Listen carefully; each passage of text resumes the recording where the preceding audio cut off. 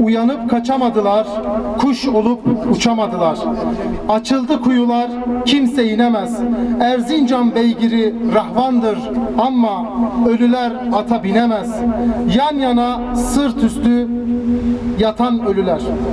6 Şubat Maraş merkezli depremde yaşamını yitiren İHA'de emekçilerini ve tüm hayatını kaybedenleri saygıyla anıyor.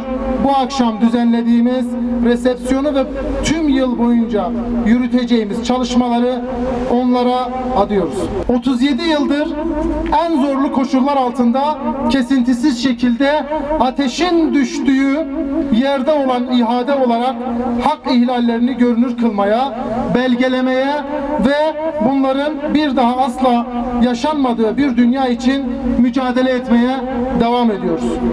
Siyasal iktidarın ekonomiden toplum sağlığına kadar ülkenin tüm meselelerini güvenlik sorunu haline getiren, kutuplaştıran, ülke içinde ve dışında şiddeti esas alan, bilhassa Kürt sorununun içinde Kürt sorunu ve uluslararası sorunların çözümünde çatışma ve savaşı tek yöntem haline getiren politikaları, toplum içinde militarizmin ve şiddet eğilimlerinin yaygınlaştırılmasının temelinde yatan zihniyetle mücadele ediyoruz.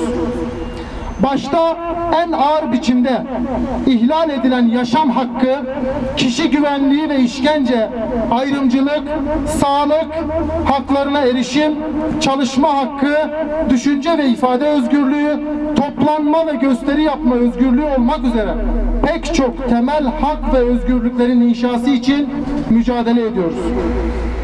Yurt içi ve yurt dışında yapılan askeri operasyonlar, çatışma ve saldırılar, kolluk güçlerinin kural ve denetim dışı artan şiddeti, başta siyasi muhalifler olmak üzere inançları, etnik kimlikleri, cinsiyetleri farklı olanlara yönelik ayrımcı ve nefret içerikli sivil saldırılarla mücadele ediyoruz.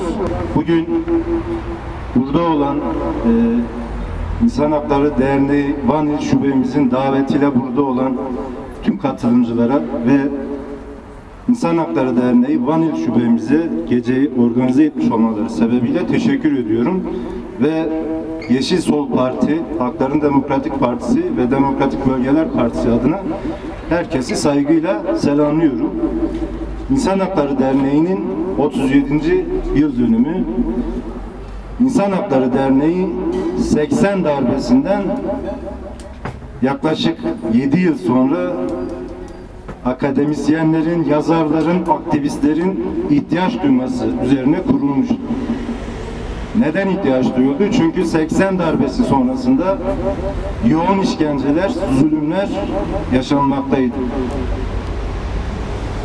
80 darbesiyle birlikte halk üzerinde, vatandaş üzerinde yoğun yaşanan işkenceler sonrasında araya gelen yurttaşlarımız, arkadaşlarımız 1986 yılında derneğin kuruluşunu gerçekleştirmiş ve o gün bugündür insan hakları alanında aktif mücadele yürüten bir dernek oldu. İnsan Hakları Derneği 37 yıldır bu mücadeleyi yürütüyor. İnsan Hakları Derneği ilk kurulduğu zaman da hak ihlalleriyle yoğun mücadele yürüttü. İşkenceye karşı yoğun mücadele yürüttü. Kürt sorunun çözümü için de yoğun mücadele yürüttü. Hala bu mücadele yürütüyor. Hala bu ülkede hak ihlalleri yaşanıyor. Hala bu ülkede Kürt sorunu çözülmüş değil.